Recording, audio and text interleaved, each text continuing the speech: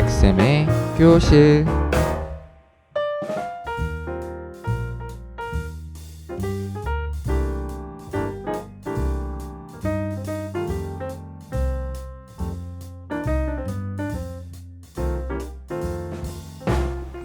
자, 여러분 안녕하세요. 네, 오늘도 재밌고 즐거운 백쌤의 사회교실 백형석 선생님입니다.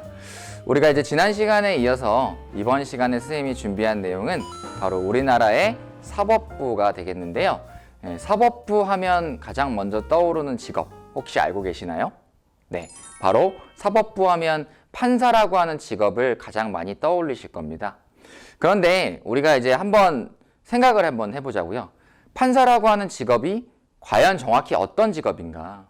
뭐 가끔 친구들끼리 이런 적이 있나요? 분쟁이 일어났을 때 이제 어떤 친구가 이렇게 딱 중재를 하면 야, 네가 판사야? 뭐 이렇게 하는 경우가 저만 있었나요? 아무튼 그런 경우가 종종 있을 텐데 판사라고 하면 보통 이제 뭐 솔로몬, 뭐 함무라비 이런 사람들을 떠올리면서 뭔가 이렇게 명확하게 사건을 중재해 주거나 아니면은 무언가 가운데에서 심판의 역할을 하는 그런 상상을 많이 하실 것 같아요.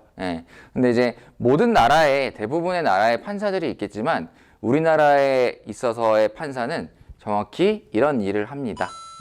한마디로 요약하면 법을 해석하고 적용하는 사람. 그래서 우리가 이걸 한자로 바꿔서 사법부라고 부르는 거거든요. 법을 해석하고 적용한다.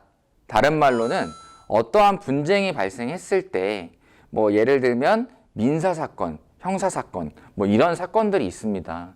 이런 사건들이 있을 때 이 사건을 뭐 판사라는 자격만 가지고 개인이 판단하는 게 아니라 우리나라의 헌법 그리고 이제 법전 이런 이제 규정들에 비추어서 명확하게 판결을 내려주는 사람을 얘기하는 거죠.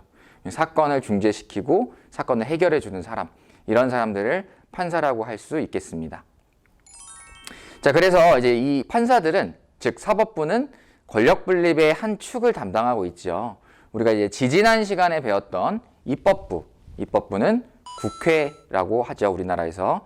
그리고 지난 시간에 배웠던 행정부는 청와대 내지는 정부라고 할 수 있겠습니다. 그리고 이제 마지막으로 배울 이 사법부는 법원 내지는 대법원이라고 할 수 있겠는데요. 판사들의 이제 집합체라고 보시면 되겠습니다. 그래서 이번 시간에는 이 사법부에 대해서 다뤄볼게요. 자, 사법부의 구성원, 특히 이제 이 판사가 되려면 어떤 과정을 거치고 또 어떤 일을 하는가 한번 알아볼 텐데요. 판사는 어떤 일을 하는가? 보통 이제 여러분들이 생각하는 게 법정에서 사건을 중재하고 판결을 내리는 그런 모습들을 많이 떠올릴 거예요. 실제로 많은 판사님들이 이렇게 법정에서 판결을 내리고 있습니다. 그래서 이제 재판에서의 판결이 판사의 주요 업무 중에 하나고요. 가끔 이제 뭐 사건 사고 뉴스나 이제 신문 기사를 보면 뭐 누구누구에 대한 구속영장이 발급됐다 혹은 뭐 기각되었다 뭐 이런 표현을 많이 들어보셨을 거예요. 지금 이 사진에서 보시면 이제 뭐 검찰 써 있고 밑에 영장이 써 있는데요. 간단하게 말씀을 드리자면 어떤 사건이 일어났을 때 보통 이제 뭐 구속을 예로 들어볼게요.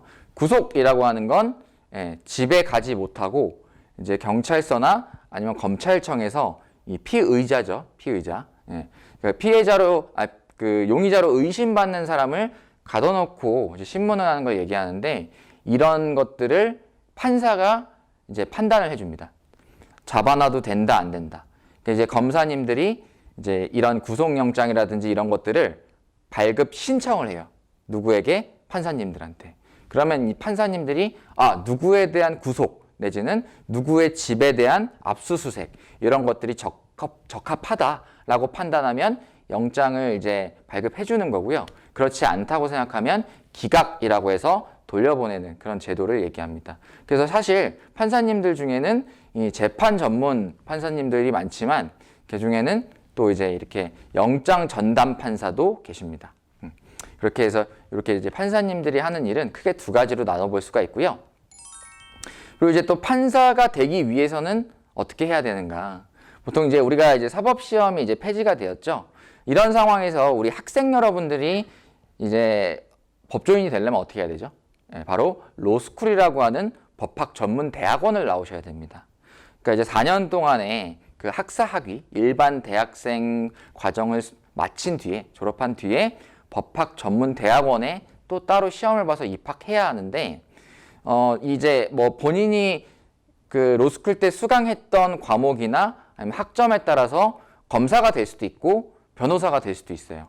그러한 이제 검사로서 혹은 변호사로서의 경력들을 우리가 법조 경력이라고 하는데, 지금 이제 이걸 수강하고 있는 여러분들을 기준으로 하면 법조 경력 10년 이상을 쌓고 난 뒤에 판사 시험에 응시하는 그런 제도가 있다고 합니다. 그러니까 이전까지 이제 사법 시험이 있었을 때까지만 해도 사법 시험에 붙고 또 이제 1, 2년간의 사법 연수원 성적에 따라서 판사, 검사, 변호사 이렇게 이제 자격이 부여되었는데, 그 부분은 이제 폐지가 되었고, 이제 그래서 옛날에는 이제 바로 이제 20대 젊은 판사 이런 분들도 종종 계셨는데, 이제는 이제 그런 분들을 찾아보기 좀 어려워지게 된 거죠. 그래서 이제 판사라고 하는 직업이 어쨌든 뭔가 최종적인 판단을 내리는 직업이기 때문에 여러 가지 이제 경험을 쌓고자 하는 이제 그런 취지에서 법이 개정되었다고 보시면 되겠습니다. 이렇게 해서 판사가 되시는 방법이 있고요. 또 하나는 로스쿨을 졸업할 때 이제 재판연구원이라고 하는 과정에 이제 지원하시면 돼요. 그래서 재판연구원이라고 하는 건 이제 법원에서 판사님들을 보조해서 뭐 이제 판결문 초안을 작성하거나 아니면 판사님들의 이제 그런 판결 업무를 도와주시는 분들을 얘기하는데, 이 재판연구원 과정을 거치고 나면 또 일정 부분에 대해서 또 판사 임용의 기회가 주어진다고 합니다. 그래서 이런 과정들을 통해서 여러분들이 판사가 되실 수가 있는 겁니다. 자, 그렇게 돼서 현재 존재하고 있는 우리나라 사법부의 구조를 한번 살펴볼 텐데, 사법부의 수장은 바로 대법원장입니다. 그리고 이 대법원장이 근무하고 있는 곳이 대법원이죠. 그래서 대법원장의 직속기관으로 법원 행정처, 사법연수원 뭐 등등 있습니다. 양형위원회 같은 경우에는 표준적으로 예를 들면 뭐 살인죄의 경우에는 뭐 징역 몇 년이다라는 그런 일반적인 그런 판결을 스탠다드하게 맞추는 그런 곳이라고 할 수 있겠고요. 이 대법원은 3심을 담당하는 기관이죠. 그리고 이 대법원을 밑으로 해서 2심을 담당하고 있는 고등법원들이 있습니다. 그래서 서울, 대전, 대구, 부산, 광주, 수원이 있고요. 그다음에 대전에 있는 특허법원이 있는데요. 요즘에 이제 저작권이라든지 발명 특허와 관련된 분쟁이 많아지고 있어요. 그래서 이 특허법원이 각광받고 있는데, 특허법원은 2심에 해당하는 그런 법원이라고 보시면 되겠습니다. 그리고 고등법원 밑에는 뭐가 있을까요? 네, 맞습니다. 바로 여러분들이 알고 있는 1심을 담당하고 있는 지방법원들이 쭉 있습니다. 그리고 지방법원이 끝이 아니라 지방법원의 또 산하기관인 지원이라는 것도 있어요. 그래서 사건의 경중에 따라서 지방법원에서 사건을 담당하게 될 수도 있고, 혹은 지원 차원에서 끝나게 될 수도 있습니다. 이렇게 해서 우리나라에 현재 존재하고 있는 사법부의 조직을 알아봤습니다. 그리고 이제 서초동에 있는 대법원의 모습인데요. 이 대법원에서는 모든 사건의 최종심을 담당하게 됩니다. 물론 이제 그 당사자에 따라서 항소 내지는 상고를 하느냐 안 하느냐에 따라서 이 사건이 대법원까지 갈 수도 있고 안 갈 수도 있습니다. 만약에 사건이 최종적으로 대법원까지 가게 된다면 여기에 앉아 계신 14명의 대법관들이 사건을 판단하게 되는데요. 이 14명 중에 가장 가운데 앉아 계신 분이 대법원장이 되겠습니다. 자, 그리고 이제 심급 제도를 한번 더 알아볼게요. 초등학교 사회시간 그리고 중학교 사회시간에도 배우지만 사건의 경중에 따라서, 경중이라고 하면 가벼움, 무거움이라고 할 수 있겠습니다. 그래서 가벼운 사건은 1심의 단독심, 그러니까 단독 판사님께서 판단을 하시고요. 만약에 중한 사건이다라고 하면 3명이 모여있는 합의부에서 재판을 담당하게 됩니다. 그리고 이 합의부에서 담당한 사건이 만약에 항소를 받게 되면 고등법원으로 올라가게 되는 것이고요. 만약에 이제 경한 사건, 즉 단독심에 대한 불복이 있을 시, 항소를 할 시에는 같은 이제 지방법원에서 이제 3명의 판사, 합의부로 이제 사건이 넘어가게 되는 겁니다. 그렇게 해서 이제 우리나라 심급제도가 이루어져 있다는 점 다시 한번 복습 차원에서 말씀드릴게요.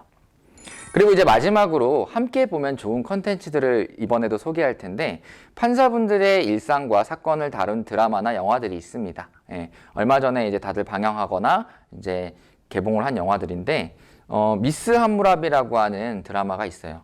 이 드라마는 이제 사법시험에 합격한 새내기 젊은 판사들의 성장기를 다룬 그런 드라마라고 볼 수 있겠고요. 이제 가운데 있는 친애하는 판사님께라고 하는 드라마는 쌍둥이 형이 판사인데, 예, 우연히 이제 형이 이제 좀 사망하게 되면서 그 사실을 숨기고 본인이 이제 쌍둥이 동생이 이제 형 행세를 하면서 이제 우리나라 법 쪽이나 아니면 불합리성에 대해서 이제 알아가는 그런 성장 드라마라고 볼 수 있겠습니다. 그리고 이제 이 영화 배심원들이라고 하는 영화는요, 우리나라의 그 1심 형사재판에서 채택하고 있는 국민 참여 재판을 주로 다룬 얘기입니다. 미국의 배심원 제도를 본딴 제도인데, 미국에서와는 달리 이 배심원 분들은 의견만 낼 수 있고 그 의견이 채택될 수도 있고 안 될 수도 있다는 그런 차이점을 가지고 있기 때문에, 여러분들이 이제 이런 컨텐츠들을 함께 보시면 우리나라의 사법부와 사법 제도에 대해서 더욱 더 잘 이해하실 수 있을 거라고 생각이 됩니다. 자, 이렇게 해서 선생님의 3권 분립 시리즈가 마감을 하게 되었는데요.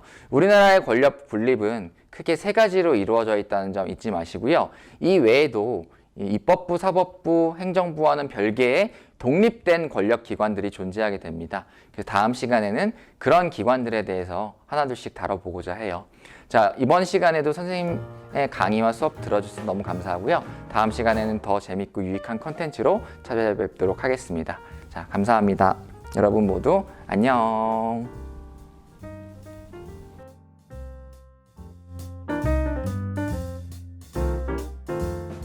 백쌤의 교실.